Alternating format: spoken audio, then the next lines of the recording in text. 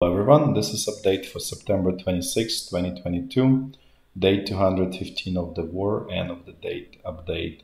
Today we're going to discuss a little bit of sort of general strategic topics of what's going on in the world. So first, what's going on with energy and Russian exports of crude oil. They are dropping because India, China, Turkey simply don't need as much oil. This is another confirmation that the world is quickly sinking into hardcore recession / depression. Who knows what's going to come out of it. China even officially warned that if United States Federal Reserve doesn't stop hiking interest rates, this will lead to worldwide economic earthquake, which is true. And the problem specifically in China that they are heavily indebted country at all levels, at state, local governments, individuals. The situation is actually even much worse than in the US in this respect. So what this really means, rising interest rates is kind of like a death sentence for everyone who has too much debt. That's just in a simple way. And that's really means in terms of companies, countries, individuals. So everybody who has too much debt is going to be hurt significantly. And we see example of that in Italy, where the interest rate on the 10-year government bonds, which is how Italian government is borrowing money to finance its deficits, has risen to 4.5%, which is going back in the direction where it was during, if some people remember, about 10 years ago, actually 12 years ago, there was this sovereign debt crisis in Southern Europe, where it was Italy, Spain, Greece, Portugal, all others. So this seems like to be returning. Well, not seems that it is returning, because there were no real changes in those countries in terms of, in sort of making. There's no structural changes, meaning the countries did not change their economic policies to encourage production, generation of value add, and instead they were taxing, and then revenue is falling, so then they go and borrow more and more, and then they have all of this sort of welfare programs essentially there that essentially leads to destruction of the state and the government and society generally. That's where it all goes in the end. And so they're going to be apparently facing that crisis again pretty soon. That's why you see euro is going down, sinking to 0.9 cents of US dollar. British pound is got almost to 0.3, almost to the parity with the US dollar. So as you can see, a lot of currencies, and in UK has also its own fair share of problems. But and I mentioned this before, Elizabeth Truss tried to do sort of right things, but then she also is not doing right things by actually trying to borrow, which reminds the trick that Trump actually did in the US in 2017, when he reduced taxes and then covered shortfall by borrowing essentially. So that trick doesn't work in the UK because UK is not the financial center of the world. Let's just put it this way diplomatically. And so, and this probably will not even work in the US at this point, because things are much worse. The problem is that going forward, all of these government deficits are going to be immediate pain for the society. Before, they were sort of hidden because they could be sort of transferred to the commodities exporters, such as Russia, such as Persian Gulf. But now that's not possible because Russia is closed, because supply from Russia is gone. So you cannot export sort of your deficits to you cannot dump it elsewhere. So now it's becoming a situation where the boomerang flies back and hits you pretty hard as soon as you throw it. So, and this is so the pain is really starting not at the central banks level. Central banks simply trying to react. In a way, it's like knee-jerk reaction to the system getting out of control, and they trying to kind of bring it back under control with the tools that are not sort of not made for that. But the problems are coming from actually parliaments in each country that passes unsustainable budgets where the expenses severely exceed revenues, and they're not doing anything to increase revenues and reduce expenses. So this is where it's all stemming from. And then the central banks had to deal with those imbalances that they get from the parliaments, and the parliament then it goes to the government, and then it goes to the central bank. So this is what's happening at the high level, and another problem to all of this is this desire to move away from, let's say, natural gas, whatever, nuclear, partially coal, and so on, and switch completely to solar and wind energy, and that simply doesn't work. As I said before many times, this really puts us back into feudal ages, and some countries into slavery straight. Because all of what we have, all of these freedoms that we actually enjoy in society is based on abundance of energy and relatively cheap energy. If energy becomes expensive, that means slavery, essentially. And so as you can see, as long as governments don't in the West, not all of them, but I would say single out specifically Germany, that's suffering mightily, and there's no end on the horizon for that.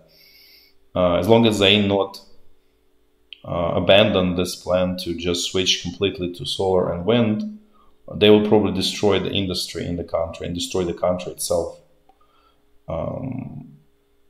Because in many ways, they essentially need to come out and say, okay, we were wrong, and we're reversing our policies, and we're passing laws that ensures freedom of energy production. And as long as that's not done, it's just going to be spiral downwards towards the end. And then you can even see that Olaf Scholz is traveling around the world trying to get natural gas, and he doesn't get anything. And partially is because specifically not just Russia, but other producers of natural gas, they feel very unified, and they just basically want to show Germany's its place and where it belongs if it pursues that path, essentially, because they're producer of that resource, and if Germany is openly hostile to it, so the idea is, okay, we're not going to give it to you. Let's see how far you're going to get there. Basically, this is the truth that this is totally not sustainable is becoming kind of like revealed as we kind of in front of our eyes. And you see that a lot of, you probably read on the news that a lot of companies are trying to, industrial companies that are now trying to leave Germany. And somehow US sort of gets blamed, especially by Russian propaganda. But really the answer is within the German government, and I believe this, since government is a reflection of the society within the German society that needs to be honest with itself, that, as they say, pigs don't fly. And so does the solar and wind. They just don't fly. You cannot build strong, resilient economy just on those two. And that's just reality of it. Some of the countries are much more practical, such as Japan. They were starting officially their nuclear power plants, and that's much more sensible reaction. And the same actually UK, and in many ways, declarations in UK kind of in right direction, but they just it's just going to take a long time before the imbalances are going to get fixed there. But at least they don't declare sort of wrong, like, they're not trying to go in the wrong direction, let's put it this way. So that's just a little bit about this. And then to throw another sort of problem to all of this, there are reports that many methanol production plants in Russia are stopping because they cannot export to the EU, which was the main market. And China is buying them so cheap that it's not worth even it. Because again, China feeling the pinch of the global recession, so they really there's not much demand there. So whereas methanol is used, it's toxic form of alcohol. It's called wood alcohol because it used to be made from just wood. But now it's mostly somehow, I'm not expert in all the details, but it's basically one of the byproducts of natural gas. So again, as you can see, Russia has built pretty integrated industry around natural gas in terms of trying to add value, convert natural gas into more value-add products. They're not like sophisticated anything, but still fertilizers and this methanol, and then methanol is then being used to produce formaldehyde. This is formaldehyde is basically, in a simple terms, it's used as a glue. Think about it as a glue. It's kind of like it's called resin or plastic. So basically some polymer plastics. But the most important role of it as a glue is in essentially pretty much all of the furniture that's not solid wood furniture. So everything you see around you, even some of the flooring, that's so-called engineered wood or whatever it's called, the laminate, it's all made, the formaldehyde is used as a glue. Actually, it's toxic, it's pretty cancerogenic and toxic. Nevertheless, humanity closes the eyes and uses it regardless. But so what that really means, again, there is more shortages, less availability of things. Things are getting more expensive, right? So it's again, pushing this problem of the constrained supply, and then inflation, and then reaction of the central banks to that inflation, and trying to increase interest rates to squish inflation. But that really start to feel pain throughout the world and throughout the economies. I think 10-year US Treasury has reached almost 4%. This is also like probably, I don't know, like 14 years high. So it's the last time we've seen that was before 2008 financial crisis, and really was before 2007, because things started to fall apart actually in 2007 or 2008.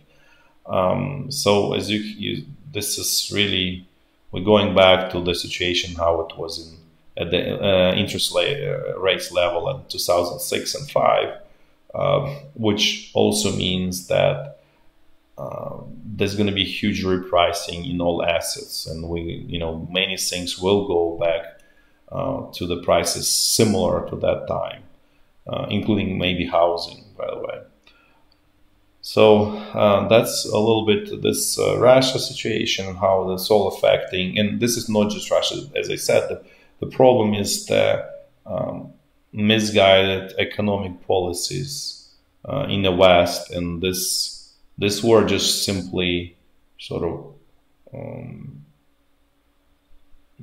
made it more clear that there are problems. So they just made it more distinct, so it's very visible, let's put it this way, and everybody feels this in their life. Now let's switch a little bit to life in Ukraine. And life in Ukraine is pretty hard. So there was a poll where people responded about the economic situation, and 31% of the population said that they lost their job. 30% saying that they are facing very difficult financial times, and 9% lost their housing, obviously, because there is war, there is a lot of refugees, and so on. So the situation in Ukraine is also, say, economically deteriorating, continues to deteriorate, and there's no sort of end. There is no light at the end of the tunnel there. Let's put it this way. So now let's actually switch to walk through the front line. Let's see what's going on along the state border, where there's no formal sort of military action here in these areas where I show. Things there are somewhat quiet. Some sporadic exchange of artillery fire. One thing I just forgot to say is about Russian mobilization. So there was very interesting statistical information that 300,000 Russian males fled the country so far over 4 or 5 days. I don't even remember at this point. So this just sounds very ironic, because that was the number initially claimed by the Russian Minister of Defense, who said that they need 300,000 people to put into military, and actually that's exactly the number that's fled the country.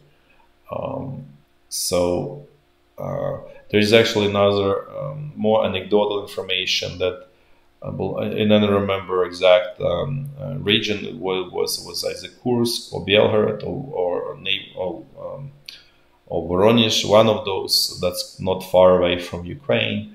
And people saying they were those who newly recruited.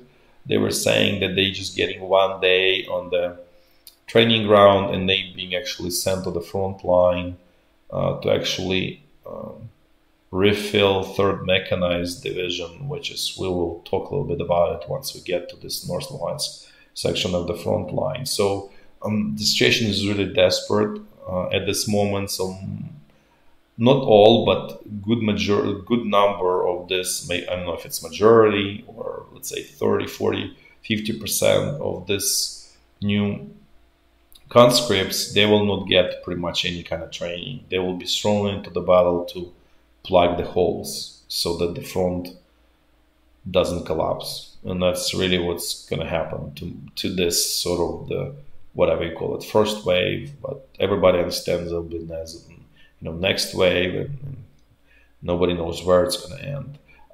Related to this, actually, so there are some Russian officials, but not the Russian top. They are saying that now, once this annexed regions, Luhansk, Donetsk, Zaporizhya, and Kherson, once the referendum finishes, which I believe is finishing on the 27th, maybe, or I don't remember, or actually it's finished on 26th. Doesn't matter. It's not really. It's, as everybody understands, it's a fake referendum, and all of the results will be positive. There's no question about anything there. But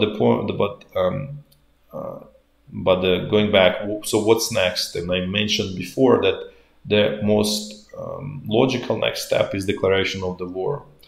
So apparently Russian leadership does not want to go that far.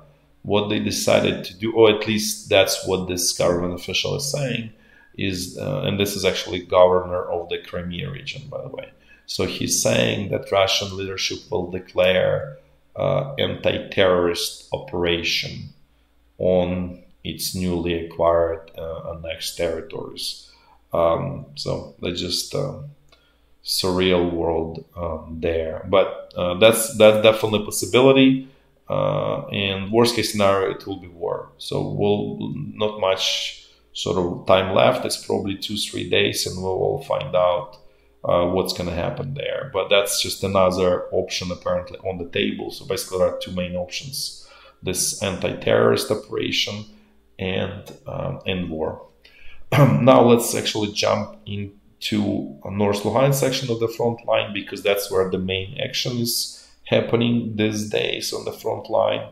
So things somewhat sort of slow moving here near Dvorechno. There was no major advances. Also slow moving here near in this East Kupiansk. Where there is advances is here in this kind of like Oskil-Siverskyi Donetsk corner, where Ukrainian troops are moving now sort of in northeastern direction and eastern direction. So they firmly control Novy. There are reports that they are on the outskirts of this villages Chernyshina and on approaches to Makiyivka. And Makiyivka is very important because there is actually a tiny river here that's going on. There is like river valley here, and Makiyivka has a bridge over that river. The problem that with that river, it's not, it's tiny, so it's not a big deal, but the valley of the river is swampy, so you cannot really easily cross the river. You kind of need something. So this Makiyivka has the bridge, and once Ukrainian troops gain control of Makiyivka, get that bridge, then they just quick jump to this road that goes from Kupiansk basically to Severodonetsk. And once that road cut off, essentially all of those Russian troops in Liman will be forced to withdraw, and then the gates to Svatove essentially are open. So this is where it's kind of like leading. There's also Ukrainian advances here to Vyshche Solone village here. Essentially, that's where they are at this point. And then, as I said, there are reports that they are on approaches to Chernyshina. So it's possible that Ukrainian troops will get, because there is also a road here from Svatove to Borovar. And it's a straight road, so they may get sort of to Svatove from a couple sort of directions. At the same time, Ukrainian troops now sort of fighting against the time, because as I said before, some of these Russian conscripts will be thrown into the battle without any preparations. So, like for example, that group that I was discussing, I think it was about 1,000 to 2,000 people. They will be sent to refill 3rd Mechanized Division, which is fighting here. So, and as long as there is a skeleton of this division of battle-hardened soldiers and the spirit is still there, these conscripts can sort of join in and sort of, and it's not going to be creating a problem. It's actually will allow the unit to continue fighting, and actually will make it more stronger, obviously. So again, this is now the fight against the time and the time of the essence. If Ukrainian troops don't manage to advance pretty quickly to Svatove, there is a good chance that they will get stuck somewhere. I don't know where it's going to be. Maybe along this line, but somewhere. And obviously, also there's still a big question about the quality of those conscripts, but something tells us that those people will initially they will fight. Let's put it this way. What happens next is going to be a big question, but they probably will fight initially. So this is kind of like the essence of the situation. Here, let's actually look a little bit more deeper, like here near Liman. So this is where as I said, Ukrainian troops are now liberated Novy. They in control Katerynivka, and then they started moving up north there in this road, as you can see here, right? So I've got to Chernyshina. So this is kind of the road to that Chernyshina. And there is also a road to Makiyivka here. So that Makiyivka, that's where it was reported, like it's kind of unfortunately covered here. So that's really creating, as I said, potentially problems for the Russian troops, because if this road, actually this is going to lead to, this road is going to get cut off, and especially this one, then this whole group here will have to basically run away. In the meanwhile, here locally, Ukrainian troops managed to liberate this village Shandrygolove here. Apparently, the Russian troops still holding on in this Novoselyivka, Drobyshevo, and then Liman is largest stronghold essentially at this point. So, but there's not large pressure by Ukrainian troops here because the fate is being sort of decided not here in Liman, but actually up north there and to the east and northeast there. That's just kind of the big picture what's going on. Actually, this is how I just want to show you how things kind of like changing over this several days. So this was on 23rd. As you can see, the bridgehead is relatively small. There was no third bridgehead here at Dvorichna. The Kupiansk was still like heavily, there was Russian counterattacks. Then this is the next day. There was significant bridge here, and then Ukrainian troops essentially increasing this bridge. Was the idea is going and cutting this road that goes first to Kremina, Rubizhny, Severodonetsk, essentially from Kupiansk. That would be the key for all of this, troops here. That will force basically immediate withdrawal to Kremina, and basically at that point the front line will be, going along this road, and depends on whose hands the Svato is going to be, because this is essentially kind of like another river that's going on here, like river valley here. So that's just, again, as I said, really depends on how quickly Ukrainian troops are able to advance, and also how quickly Russian command is able to throw those conscripts on the battlefield to plug the hole. And they may have high losses, but at this point for the Russian side, they need to stop the tide, let's put it this way. Now let's move south. Let's see what's going on North Donbass section of the front line. Things here somewhat changed. Russian side is extremely active. As you can see, they're counterattacking here in Spirne, Vyimka. Essentially, they want to destroy the salient here and move towards west. Then they're attacking everywhere. Solidar, even Pidgorodne, which they haven't attacked in a long time, and then Bakhmut. So everything is being attacked without Russian progress so far. Then they attacked Zaitsevo here. Basically, they're attacking along this whole section. As you can see, that's mostly Wagner mercenaries. And at this point, the size of this unit is increasing significantly, because there is obviously kind of like a recruiting campaign in Russia. So the main manager of this unit, Prigozhin, is traveling to Russia, including Russian prisons, and recruiting I don't know how to call it, soldiers, or not soldiers, whatever, mercenaries, right? I guess that's the name for this unit. So not sure what the size of it, but it's probably pushing 10,000 or more at this point. This unit. So this is kind of like big division, or maybe could be even larger than division. Hard really to say, but it's certainly like division size at this point.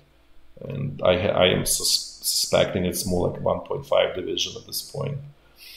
So that's why they're able to attack in such a pretty long section of the front line. Otherwise, you would think that just some small company couldn't do it, but reality it's becoming, it's growing in size significantly. Now let's move south. Let's see what's going on central Donbass section of the front line. Since here also active in terms of Russian side, they were actively counterattacking everywhere. As you can see, typical locations, Avdiivka, Pisky, the south of Marinka, Novy Myr, and Pavlivka. Russian sources still super scared of this potential Ukrainian attack out of Vuhledar in southern and southeastern direction towards Mariupol. That will create really extremely challenging situation for the Russian side.